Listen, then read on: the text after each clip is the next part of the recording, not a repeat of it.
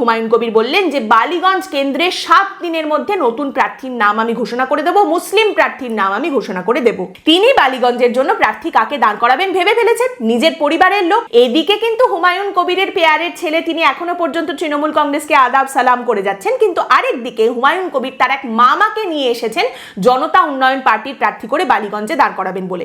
নিশা চট্টোপাধ্যায় যেখান থেকে দাঁড়ানোর কথা ছিল সেইখান থেকে দাঁড়াবেন হুমায়ুন কবির বলছেন আবুল হাসান। এই আবুল হাসান হচ্ছেন হুমায়ুন কবিরের সম্পর্কে মামা। এবারে আবুল হাসান আদৌ দাঁড়াতে চান সেখানে, নাকি আবুলের অবস্থা হাবুলের মতোই হবে সেটা বোঝা যাচ্ছে না।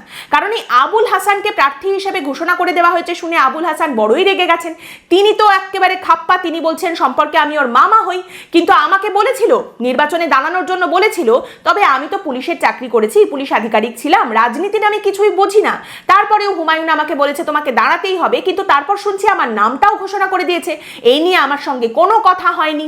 যা, মানে হুমায়ুন কবিরের মামার বক্তব্য হচ্ছে আমাকে একেবারে পেড়ে ফেলেছে, আমার কোনো কথা শুনছে না, আমাকে দাঁড় করিয়েই ছাড়বে।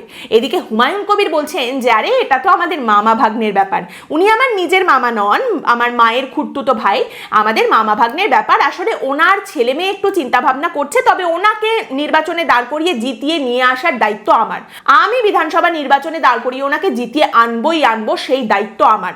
মানে ব্যাপারটা এখন এইরকম যে আপনি পুলিশের আধিকারিক ছিলেন, এতদিন নেতাদের গালাগালি খেয়েছেন, এবার নিজে ভোটে দাঁড়িয়ে নেতা হয়ে যান, তারপর পুলিশকে গালাগাল দেবেন। Everything is as balanced as it is suppose to B.